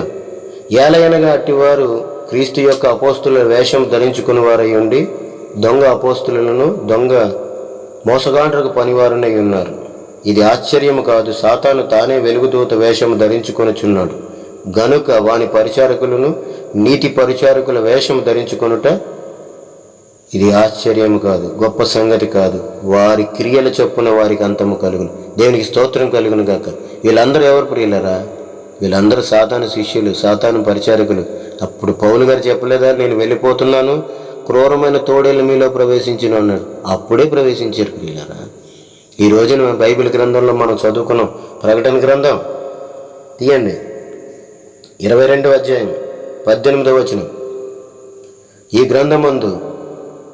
గ్రంథమందున్న ప్రవచన వాక్యములను విను ప్రతివానికి నేను సాక్ష్యం ఇచ్చినది ఏమనగా, ఎవడైనను వీటిలో మరి ఏదైనాను కలిపిన ఎడల ఈ గ్రంథంలో వ్రాయబడిన తెగుళ్ళు దేవుడు వానికి కలుగజేయును. అర్థమవుతుందా? 19వ వచనం, ఎవడైనను ఈ ప్రవచన గ్రంథమున్న వాక్యములలో ఏదైనాను తీసివేసిన ఎడల దేవుడు ఈ గ్రంథములో వ్రాయబడిన జీవవృక్షములోను పరిశుద్ధ పట్టణములోను వానికి స్థానం లేదు, పాలు లేకుండా చేయను. ఇంతకంటే ఘోరం ఏమైనా ఉందా? వీళ్ళందరూ వాళ్ళే ప్రియుల, లేనిది కలిపేవాళ్ళు, ఉన్నది తీసివేసేవాళ్ళు. దేవునికి స్తోత్రం కలుగును గాక. కళ్ళు తెరవండి క్రైస్తవులరా, ఎందుకనగా వాక్యం ఇంత స్పష్టంగా ఉంది. ఈ రోజున అపోస్తులు పరిశుద్ధాత్మ కలిసి నిర్ణయం చేశారు. అపోస్తుల కార్యాలు 15వ అధ్యాయం ఇందాక చదువుకున్నాం, 10వ వచనం మళ్ళీ చదువుకోండి. అపోస్తుల కార్యాలు 15వ అధ్యాయం 10వ వచనం, తర్వాత 19, 20 వచనాలు, తర్వాత 28, 29 వచనాలు. జాగ్రత్తగా మీరు మీ గ్రంథాలు తెరిచి మళ్ళీ చదువుకోండి. ప్రతి రిఫరెన్స్ కూడా చదువుకోండి ప్రియులరా, దయచేసి అర్థం చేసుకోండి. నేను ఎందుకు ఇంతగా మిమ్మల్ని ఇంతగా ఇదిగా గుచ్చి చెప్తున్నాను అన్నది కూడా ప్రేమపూర్వకంగా అర్థం చేసుకోవాలి. దయతో ఇప్పుడు ఇంకొక ముఖ్యమైన విషయం ఏంటంటే, ఈ గ్రంథములో దేనిని కలపకూడదు, దేనిని తీసివేయకూడదు అని అప్పుడే చెప్పారు. తర్వాత పౌలు భక్తుడు కూడా చెప్పి వెళ్ళాడు, క్రూరమైన తోడేళ్ళు వస్తాయి నేను వెళ్ళిపోయిన తర్వాత. వచ్చేసారు ఎప్పుడో ఆనాడే. ఆయన చెప్పిన వెంటనే దేవుడు యేసుక్రీస్తు వారు పరిశుద్ధాత్మగా పౌలు గారిలో ఉండి ఆనాడే చెప్పేశాడు. దేవుడు చెప్పిన మాటలై ఇంకా తిరుగులేదు. ఇంకా అక్షరాలు జరగకపోతే ఆయన దేవుడు కాదు. కాబట్టి చెప్తున్నాను ఏంటంటే, వీళ్ళు యేసుక్రీస్తు గారు వెళ్ళిపోయిన తర్వాత, పౌలు గారు వెళ్ళిపోయిన తర్వాత క్రైస్తవ్యము ఈ జీవవాక్యం అనే పాలలో సాతాను విషయాన్ని కలిపేశారు. ఎప్పుడు కలిపేశారు? పౌలు గారు వెళ్ళిపోయిన వెంటనే. నైసియా కౌన్సిల్ అని చెప్పి ప్రియులారా, చాలామందికి తెలుసు, కొంతమందికి తెలియదు. నైసియా కౌన్సిల్ అని చెప్పి జరిగింది ప్రియులారా. అది AD 325లో. అప్పుడు ఈ క్రూరమైన తోడేళ్ళు పౌలు గారు చెప్పారు చూడండి. అపోస్తుల కార్యాలు 20వ అధ్యాయం 29వ వచనంలో, నేను వెళ్ళిపోయిన తర్వాత క్రూరమైన తోడేళ్ళు మీలో ప్రవేశించినానని అక్కడ ప్రవేశించిన ప్రియులారా. AD 325లో. ఇది మీకు బాగా గుర్తుపెట్టుకోండి. అక్కడ ప్రవేశించి క్రైస్తవ్యాన్ని నాశనం చేసినాయి. ఈరోజు వరకు నాశనం చేస్తున్నారు. అందుకే మీరు చాలా జాగ్రత్తగా వాక్యాన్ని చాలా జాగ్రత్తగా పరిశీలన చేయాలి. అక్కడి నుంచే విషయం కలిపారు. అక్కడి నుంచే వీళ్ళు బయలుదేరారు. ఎవరు బయలుదేరారు? అక్కడి నుంచి దేవుడు చెప్పాడు, మీకు ప్రభు చెప్పాడు. యోహాను సువార్త 8వ అధ్యాయం 44వ వచనం. వీళ్ళన్నమాట. వీళ్ళు మీకు స్పష్టంగా అర్థం కావాలని ఇలాగ మీకు వివరించడం జరుగుతుంది. దేవునికి మహిమ కలుగును గాక. యోహాను సువార్త 8వ అధ్యాయం 44వ వచనంలో ప్రభువు క్లియర్గా చెప్పారు, మీరు మీ తండ్రి యగు అపవాది సంబంధులు, నా సంబంధులు కాదు, మీరు దేవుని సంబంధులు కాదు. మీ తండ్రి దురాశలు నెరవేర్చుకోరుచున్నారు. ఆది నుండి వాడు నరహంతకుడయ్యుండి సత్యమందు నిలిచిన వాడు కాదు, వాని యందు సత్యమే లేదు. వాడు అబద్ధమాడున్నప్పుడు తన స్వభావమును అనుసరించియే మాటలాడును. వాడు అబద్ధికుడును అబద్ధమునకు జనకుడునై ఉన్నాడు. వీళ్ళే ప్రియులరా, వీళ్ళే. పౌలు గారు చెప్పారు చూసారా, నేను వెళ్ళిపోతున్నాను, క్రూరమైన తోడేలు క్రైస్తవ్యంలో ప్రవేశిస్తాయని. వీళ్ళే గొరి చర్మం కప్పుకున్న క్రూరమైన తోడేళ్ళు. అర్థమవుతుందా ప్రియులరా? వాళ్ళు ఎవరంటే, ఇది సంఘ కాపరులు, సంఘ పెద్దలు, బైబిల్ టీచర్స్, బైబిల్ ప్రీచర్స్. వీళ్ళందరూ మనకి ఈ దశంభాగాల పేరు చెప్పి మలాకీ గ్రంథము 3:10 అని చెప్పి, ఇప్పుడు మందిరం కాని మందిరాలకి, చర్చిలు కాని చర్చిలకి, దేవుని సంఘం కాని సంఘానికి యెషయా గ్రంథం 56 అధ్యాయం 7వ వచనం ప్రకారం మందిరాలని చెప్పి, అవి కూడా చూద్దాం ప్రియులారా. ఒక 2 నిమిషాలు. యెషయా గ్రంథం 56 అధ్యాయం 7వ వచనం ప్రియులారా. మీకు కొంచెం బాగా అర్థం కావాలి ఈరోజు. నా ప్రార్థనా మందిరములో వారిని ఆనందింపజేసేదను, నా బలిపీఠము మీద వారు అర్పించు దహన బలులు నాకు అంగీకారమగును. నా మందిరము సమస్త జనులకు ప్రార్థనా మందిరం అనబడును. ఈ టైటిల్ మీకు ఎప్పుడు కనిపించట్లేదా ప్రియులారా, క్రైస్తవులారా, క్రైస్తవ విశ్వాసులారా, నా స్నేహితులారా? ఎన్ని చోట్ల కనిపిస్తుంది మీకు ప్రపంచవ్యాప్తంగా? ఈ గొర్రె చర్మం వేసుకున్న ఈ క్రూరమైన తోడేళ్ళు, అలాగే అపోస్తుల కార్యాలు 20-29లో పౌలు గారు చెప్పిన క్రూరమైన తోడేళ్ళు షెడ్లు వేసి, బిల్డింగులు కట్టి, కాంప్లెక్స్లు కట్టి వాటికి పెట్టే పేర్లు ఇవే. అసలు ఈ మందిరం ఎక్కడుంది ప్రియులారా? ఉందా ఈ భూమి మీద? నూతన యెరూషలేము పరలోకంలో ఉంది. మన తల్లి అది, క్రైస్తవులకు తల్లి అది, భూమి మీద లేదు. సొలొమోను ద్వారా కట్టించిన దేవుని మందిరం క్రీస్తు శకం 70లో నేలమట్టం చేయబడింది. ఆయన నోటి ఊపిరి ద్వారా, నోటి మాటతో క్రీస్తు శకం 70లో నాశనం చేయబడింది సంపూర్ణంగా, సమూలంగా. ఇప్పుడు వీళ్ళు కట్టే మందిరాలు ఎవరై ప్రియులరా చెప్పండి? సాతాను కాదా? మరి వీళ్ళందరూ సాతాను శిష్యులు, సాతాను పిల్లలు కదా? వాళ్ళ దురాశలు నెరవేర్చుకోవడానికి చేస్తున్న వ్యాపారం కాదా? ఇవన్నీ వ్యాపార స్థలాలు కాదా? ఈ యెషయా గ్రంథం 56:7వ వచనం ప్రకారం ఇవన్నీ వ్యాపార స్థలాలు కాదా? మీకు ఎందుకు అర్థం అవ్వట్లేదు? ఈ చర్చిలన్నీ వ్యాపార స్థలాలు, వీళ్ళందరూ వ్యాపారస్తులు, క్రూరమైన తోడేళ్ళు, మీ రక్తం తాగే క్రూరమైన జంతువులు అని మీకు అర్థం అవ్వట్లేదా? దేవుడి మందిరం క్రైస్తవుడు కాదా? మీరు దేవుని మందిరమనియు దేవుని ఆత్మ మీలో నివసించుచున్నాడనియు మీరు ఎరుగరా? చెప్పండి. అర్థమవట్లేదు ఎందుకు మీకు వాక్యం? మీరు వాగ్దానం పొందుకోలేదు. దేవుడిచ్చిన వాగ్దానం మీరు పొందుకోలేదు. అపోస్తులు పొందుకున్నారు. అపోస్తుల కార్యాలు 2వ అధ్యాయంలో అది మీకు లేదు. మీకు లేకుండా చేశారు ఈ సాతాను శిష్యులు.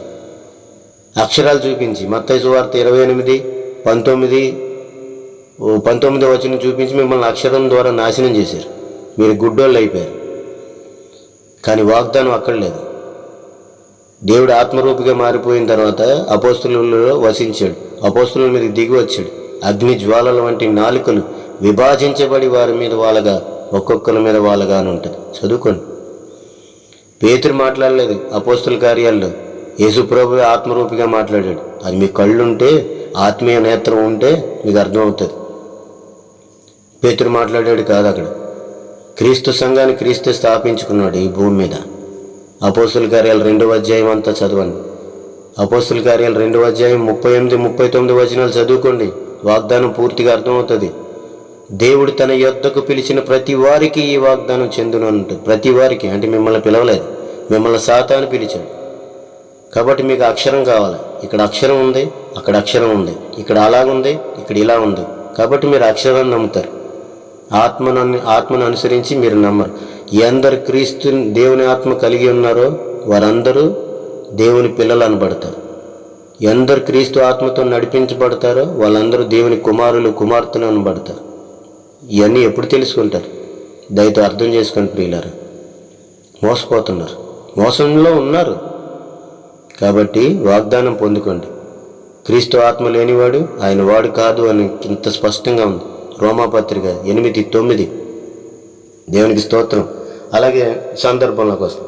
యెషయా గ్రంథం 56:7 ప్రకారం ఇప్పుడు మీకు అది వ్యాపార స్థలాలుగా మీకు కనిపించట్లేదు ఎందుకు? క్రీస్తు మందిరం మీరు, నేను అందరం కలిసి మనం ఆయన శరీరం, ఆయన మందిరం, ఆయన ఆత్మరూపిగా మనలో నివసిస్తున్నాడు. మనకి మళ్ళీ ఇంకో మందిరం ఏంటి ప్రియులారా? మన హృదయమే ఆయనకి బలిపీఠం, మన హృదయమే ఆయనకి సింహాసనం. దాని మీద ఉండాల్సింది యేసుక్రీస్తు. సాతాను ఉన్నాడేమో చూసుకొని ప్రియులారా. దయచేసి గమనించుకోండి. మీరు అక్షరాన్ని నమ్మే వాళ్ళైతే నాశనానికి వెళ్ళిపోతారు, నరకానికి వెళ్ళిపోతారు. మీ హృదయ సింహాసనం మీద ఉన్నది దేవుడు కాదు, ప్రభువు కాదు, సాతాను. అక్షరాన్ని నమ్మిన ప్రతి ఒక్కరి హృదయంలో ఉన్నది సాతాను ఆత్మే. దేవుని దయతో మీరు గమనించుకోండి. కాబట్టి తర్వాత సందర్భంలోకి వెళ్తున్నాం. తర్వాత రెండో దినవృత్తాంతంలో 2 ఇది కూడా మనం చూసుకుంటే ఈరోజు బాగా అర్థమవుతుందని 7వ అధ్యాయం 15వ వచనం. ఈ స్థలమందు చేయబడు ప్రార్థనల మీద నా కనుదృష్టి నిలుచును, నా చెవులు దానిని ఆలకించును. అసలు ఇది మందిరమే కానప్పుడు ఈ స్థలంలో చేసిన ప్రార్థనల మీద ఆయన కనుదృష్టి, ఆయన చెవులు వింటమేంటి ప్రియులారా? మీరు అసలు ఎక్కడ బతుకుతున్నారు? ఎక్కడ చదువుతున్నారు వాక్యం? ఎక్కడ 2-3 నా నామమును కూడి ఉంటారో అక్కడ ఉంటానన్నాడు ప్రభు. ఇది క్రైస్తవులకు, క్రైస్తవ విశ్వాసులకు ఇది దేవుడు చేసిన వాగ్దానము. ఇది వాగ్దానం. ఆజ్ఞ ఏంటి? మత్తయి సువార్త 10:8 ఉచితముగా ఇచ్చాను కాబట్టి మీరు రోగులను ఉచితంగా స్వస్థపరచాలి, కుష్ఠరోగులను ఉచితంగా శుద్ధి చేయాలి, దెయ్యాలను ఉచితంగా వెళ్ళగొట్టాలి, చనిపోయిన వారిని బతికించాలి. ఉచితంగా పొందారు, ఉచితముగా చేయాలి. ఇదే మాటలు పౌలు భక్తుడు అపోస్తుల కార్యాలు 20:30 ఏమన్నాడు? పుచ్చుకోవడం కంటే తీసుకోవడం కంటే ఇవ్వడం ధన్యము అని ప్రభు చెప్పిన మాటలు మీరు జ్ఞాపకం చేసుకోవాలని నా బతుకు మీకు ఎలా ఉందో చూపిస్తున్నాను, నేను జీవించి మీకు చూపిస్తున్నాను అని చెప్పాడు. మీరు ఏం అర్థం చేసుకుంటున్నారు ప్రియులారా? దయచేసి నా మాటలు అర్థం చేసుకోండి. ఇది మందిరమే కాదు, యెషయా 56:7 మందిరమే కాదు. ఇంకా దీని మీద మళ్ళీ ఇక్కడ ఏమంటున్నాడు? ఈ స్థలమందు చేయబడి ప్రార్థనల మీద నాకు అనుదృష్టి నిలుచును, నా చెవులు దానిని ఆలకించును అని టైటిల్ పెట్టట్లేదా? మీకు కనిపించట్లేదా ఏ మందిరాల్లోనూ? ఈ సాతాను మందిరాలు, ఈ సాతాను గుళ్ళు, సాతాను చర్చిలు, ఈ సాతాను శిష్యులు కట్టిన ఈ మా ప్రార్థనా మందిరాల మీద కనిపించట్లేదా మీకు? తర్వాత మళ్ళీ ఇది కనిపించట్లేదా? మలాకీ గ్రంథం చదవరా మీరు? ఇటువంటి మీకు ఎందుకు అనుకుంటారేమో. మలాకీ గ్రంథం 3 మలాకీ గ్రంథం 3:10 నా మందిరంలో ఆహారం ఉండునట్లు 10వ భాగమంతయు మీరు నా మందిరపు నిధిలోనికి తీసుకొని రండి. దీని చేసి మీరు నన్ను శోధించిన ఎడల నేను ఆకాశపు వాకిండ్లను విప్పి పట్టజాలనంత విస్తారముగా దీవెనలు కుమ్మరించేదనని సైన్యములకు అధిపతి యెహోవా సెలవిచ్చుచున్నాడు. ఏమర్థం ఉంది ప్రియులారా? ఇది ధర్మశాస్త్రం కాదా? ఇది ధర్మశాస్త్రం కాదా? మీకు తెలియట్లేదా? అసలు ధర్మశాస్త్రం ఇప్పుడు ఉందా? క్రైస్తవులు పాటించవచ్చా? పాటిస్తే మీరు నరకం వెళ్ళిపోరా? అసలు ఏంటి ప్రియులారా ఇది? ఎంత గొప్ప మోసం జరుగుతున్నా మీరు తెలుసుకోలేకపోతున్నారే. అసలు యెషయా గ్రంథం 56:7 ఏంటి? 2వ దినవృత్తాంతాలు 7:15 ఆయన కనుదృష్టి ఉండడం ఏంటి? ఇక్కడ మందిరంలోనికి 10వ భాగాలు తేవడం ఏంటి? ఈ మందిరం ఎక్కడుంది అసలు? ఈ మందిరం ఏంటి అసలు? ఉందా? ఈ భూమి మీద ఉందా? ఎందుకు ఆలోచించట్లేదు మీరు? ఈ మందిరం ఏంటి? ఇప్పుడు మనం క్రైస్తవులు ఎక్కడున్నాం? ఈ మందిరం ఎక్కడ చెప్పబడింది? ఎవరి కోసం చెప్పబడింది? అసలు ధర్మశాస్త్రం అన్యులకు ఇచ్చాడా? అన్యుల్లో నుంచి క్రైస్తవులుగా మారిన వాళ్ళకి ఇచ్చాడా? దేవుడు ఎవరికి ఇచ్చాడు అని ఎందుకు ఆలోచించట్లేదు? అసలు అది ధర్మశాస్త్రం ఇప్పుడు ఉందా? క్రైస్తవులు పాటించాలని ఉందా? పోనీ 10వ భాగాలు అబ్రహాం ఇచ్చాడు, ఇవ్వాలని ఎక్కడైనా యేసుక్రీస్తు పాటించాడా? చెల్లించాడా? అపోస్తులు శిష్యులు ఎక్కడైనా చెల్లించారా? వాళ్ళు చెల్లించకుండా మనల్ని చెల్లించమని చెప్తారా ఎక్కడైనా? వాళ్ళు నీతిమంతులు, యథార్థమంతులు, సత్యమంతులు కాదా? వాళ్ళు సాతాను సంబంధులా? అబద్ధం ఆడటానికి, అసత్యాన్ని మనకు ప్రకటించడానికి. ఇప్పుడు అసత్యాన్ని, అబద్ధాన్ని ప్రకటిస్తున్నది ఎవరు? సాతాను సంబంధులు, దుష్టుని సంబంధులు, అపవాది సంబంధులు. ఇందాక చదువుకున్నాంగా యోహాను సువార్త 8వ అధ్యాయం 44వ వచనం. అదే తర్వాత 2వ కొరింథీయులకు రాసిన 2వ పత్రిక 11వ అధ్యాయం 13, 14, 15 వచనాలు చదువుకోలేదా?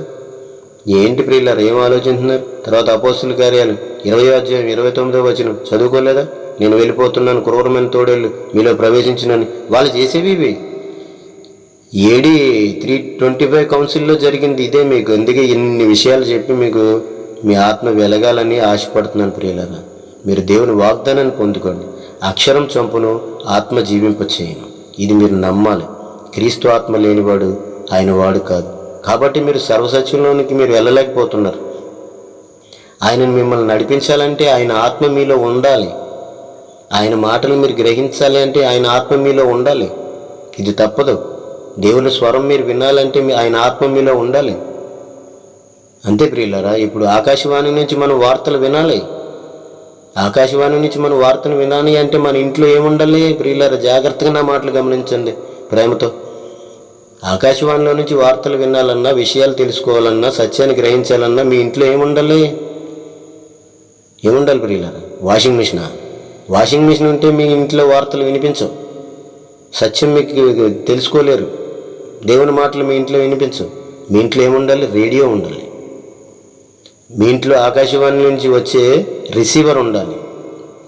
రేడియో ఉంటేనే మీకు అర్థమవుతుంది. వాషింగ్ మిషన్ ఉంటే మీ ఇంట్లో వార్తలు వినిపించవు, ఆకాశవాణి నుంచి వచ్చే మాటలు మీకు వినపడవు.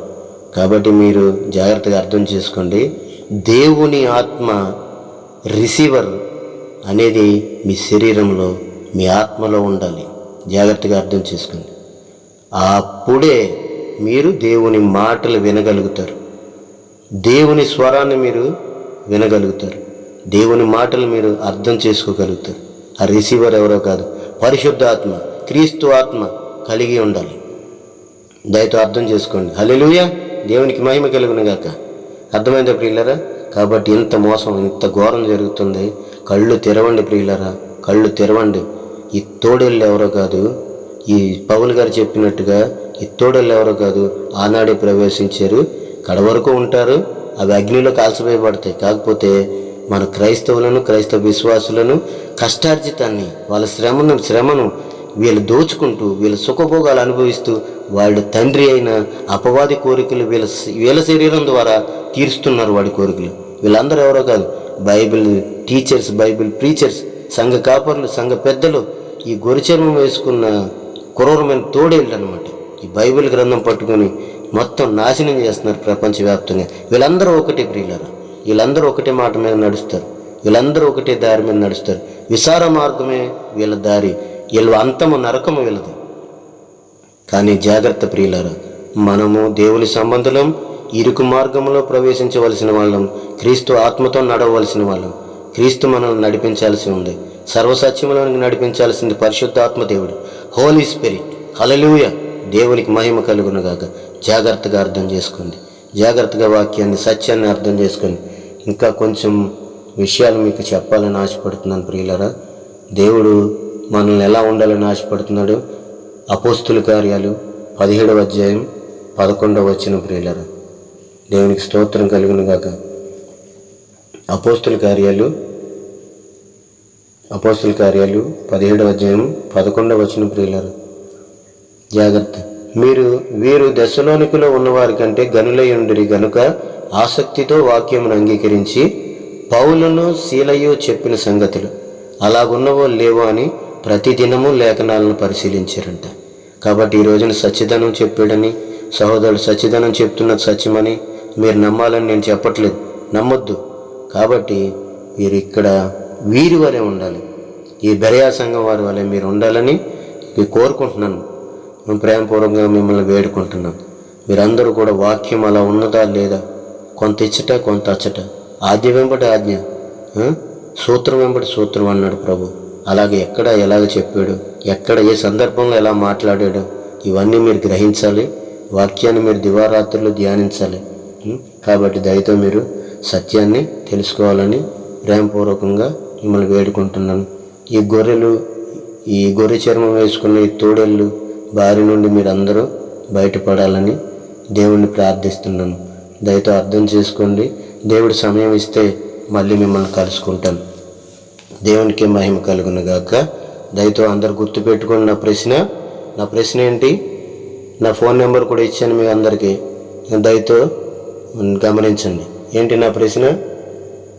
ఈ ఆదికాండం 14:20, అలాగే హెబ్రీయులకు రాసిన పత్రిక 7వ అధ్యాయం 1-10 దశమ భాగాల గురించి చెప్పబడిందా? దేవుడు దశమ భాగాలు కోరుకుంటున్నాడా? ఈ 2 వచనాల నుంచి క్రైస్తవుల ద్వారా, క్రైస్తవ విశ్వాసుల ద్వారా. నా ప్రశ్న ఇది. అలాగైతే యేసుక్రీస్తు వడ్రంగివాడు, అలాగే పేతురు, ఆంద్రేయ, యోహాను, యాకోబు వీళ్ళందరూ మత్స్యకారులు. అలాగే పన్ను వసూలు చేసే మత్తయ్య, అలాగే లోక వైద్యుడు, వీళ్ళు ఎక్కడ చెల్లించారు దశమ భాగాలు? నాకు రెఫరెన్స్లన్నీ మీరు చూపించాలి. దేవునికి స్తోత్రం. హల్లెలూయా. గుర్తుపెట్టుకోండి. చిన్న ప్రార్థన. సర్వోన్నతుడా, సర్వాధికారి, మహోన్నతుడా, మహిమా స్వరూపి, ఎన్నో సత్యాలు దేవా ఈ రోజున మాతో మాట్లాడారు. మీకే మహిమా ఘనత ప్రభావాలు యుగ యుగాలు దేవా నాయందు మాయందు మీకే కలుగునుగాక ఆయన తండ్రి. యేసు పరిశుద్ధ నామంలో నా ఈ ప్రార్థన సమర్పిస్తున్నాను పరమ తండ్రి. ఆమెన్. దయతో గమనించండి క్రైస్తవులారా, క్రైస్తవ విశ్వాసులారా, నా ప్రియ స్నేహితులారా, మనం తెలుసుకున్న ఈ సత్యాన్ని కూడా, ఈ సత్యం అంతటిని కూడా మన క్రైస్తవులు, క్రైస్తవ విశ్వాసులు, అలాగే మన స్నేహితులందరూ కూడా ఈ సత్యాన్ని తెలుసుకునేలాగా దయచేసి మీరు అందరూ వారికి షేర్ చేయండి. ప్రతి ఒక్కరికి మీరు అందచేయండి. మీరు నుండి నేను కోరుకునే సహాయం, మీరు చేసే సహాయం కూడా ఇదే. దేవునికి మహిమ కలుగును గాక. God bless you all. Amen.